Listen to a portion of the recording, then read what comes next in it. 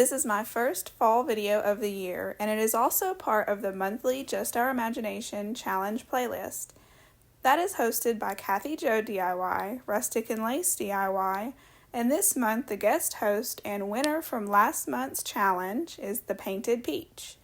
This month's must-use challenge items are a book, the plastic bath mat or sink mat from Dollar Tree, and wooden dowels or skewers. I'll speak more about the playlist later, but for now, let's get to crafting.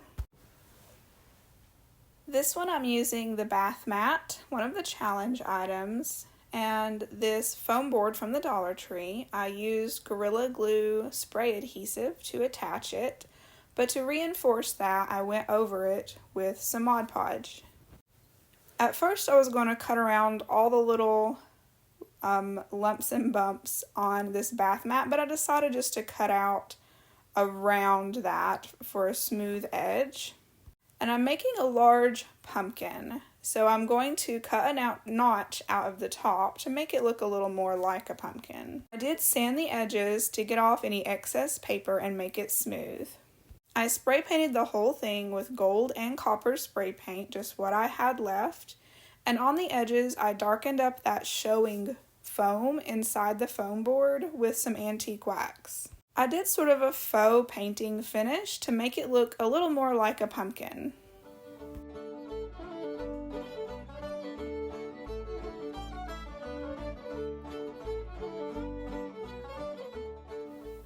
You can use whatever you like for a stem, but I just went this super easy and free route of taking some brown paper that I had and scrunching it up, twisting it, and flaring out the bottom to make a stem for the pumpkin.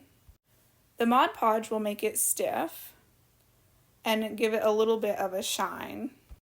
Now I have to admit I did not think this was going to look good or turn out well. So much so that I immediately started another craft with another bath mat, but I wanted to give this a try.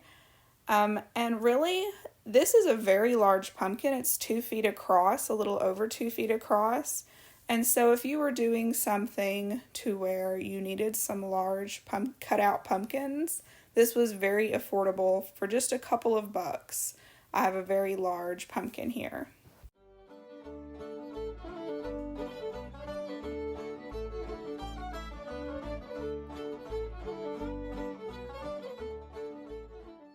At the same time I was doing the large pumpkin, I started this craft because I wasn't sure if that one was going to turn out, and I was pretty sure that this would work. So I just took some Mod Podge and attached a piece of the bath mat to a glass vase from the Dollar Tree.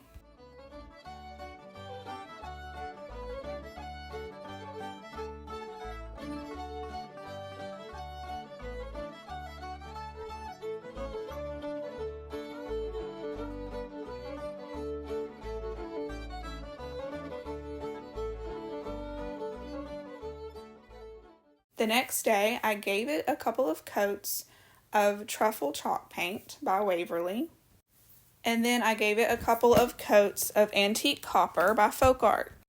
To age the copper just a little bit more, I went over it with some antique wax, and I was very pleasantly surprised at how this vase turned out.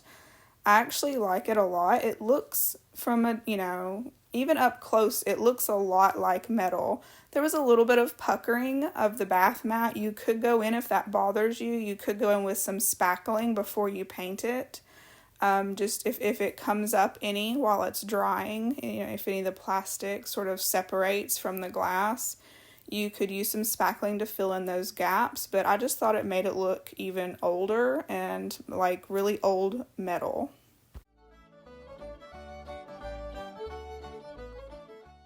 This is just a quick reminder that if you like this video, give it a thumbs up, and subscribe if you haven't already, that way you don't miss any future videos. If you click the bell, it will notify you when I upload a new video. If you want to make sure you don't miss anything I put out, I would definitely suggest that. I do appreciate all the support from my subscribers and those of you who watch. And on that note, I have had some ask if I have a mailing address, and I haven't set up that P.O. box yet. that is on my to-do list, but I did go ahead and set up, after some internal debating, a Buy Me a Coffee account. That is on the screen here, as well as the QR code that will take you directly there. Any funds that accumulate on there, I will put towards craft supplies. But that's enough of that. Let's get back to crafting. For this next one, I will be using some book pages, this little wooden round, and a dowel. I wanted to make sure this little wooden round was from a wooden puzzle from Dollar Tree, and to make sure that the wood would adhere well with the glue, I went ahead and removed some of that paint where I was going to be gluing. And then I had an old book, and I'm taking the pages and cutting them into 1-inch strips. You won't need a whole lot of pages or a whole lot of strips for this craft. And I cut too many. I didn't need as many as I cut out.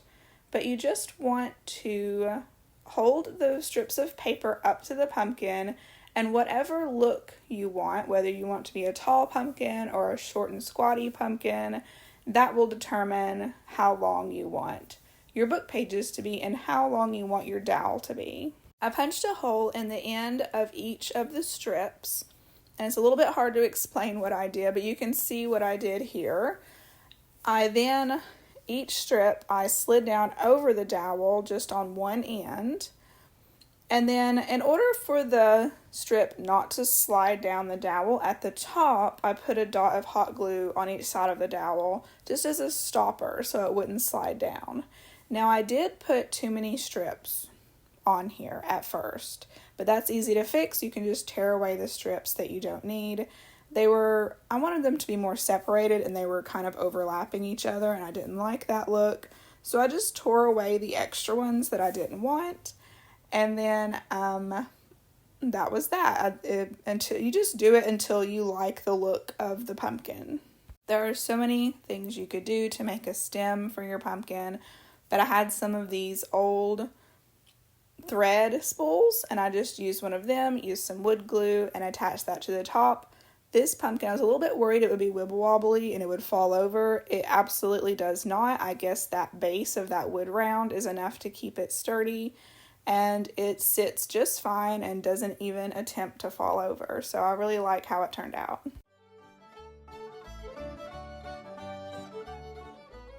This one has a free printable, and that will be in the description box of this video, a link that you just click on. It takes you directly to the printable, and you can print that out.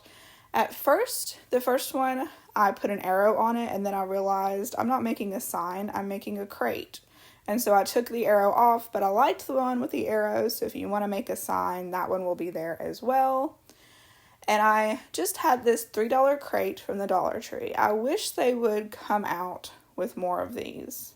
It seemed like they had so many of them for a little while, and now I never see them.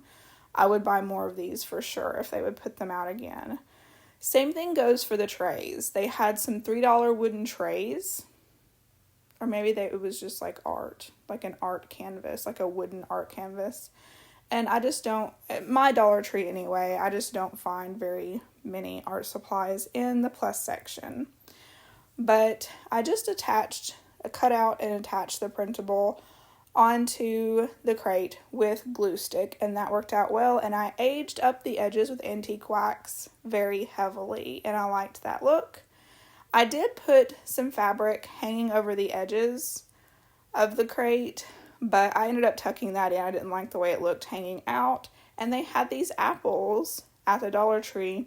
Now, if you go and buy some of these apples, inspect each one, because a bunch of people, for some reason, had taken bites out of the apples.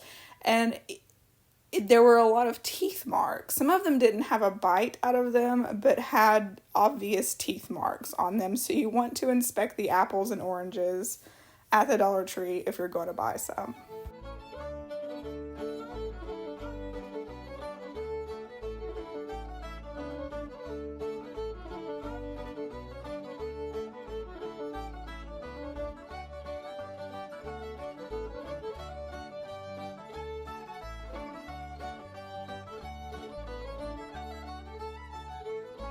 I technically used a dowel for that pumpkin, and I was going to just have that one be my dowel craft, but I thought, no, I cannot do that. I need to make something that, puts that challenge item sort of, as a main component that you can see very well. So I decided to make this little broom, and it was very cheap. I just took part of a handle from a toilet plunger from the Dollar Tree, and one of these little brooms. I bought this broom this year, so they were there this year in store at the Dollar Tree, and I'm just going to cut it up and make a little broom. This is it looks a little more like a Halloween craft. It has definitely like a witch's broom vibe, but I would put it out with my fall crafts as well. It turned out really cute. You just want to make the dowel as long as you want it and make the grass as long as you want it. Just depends on how long you want your little broom to be. This is definitely a miniature broom,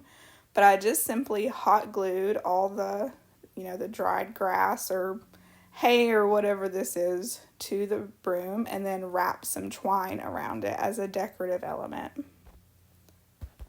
You can use some antique wax or stain the handle, make it look older. Completely up to you however you want to make it look, but this was definitely super easy and quick to throw together.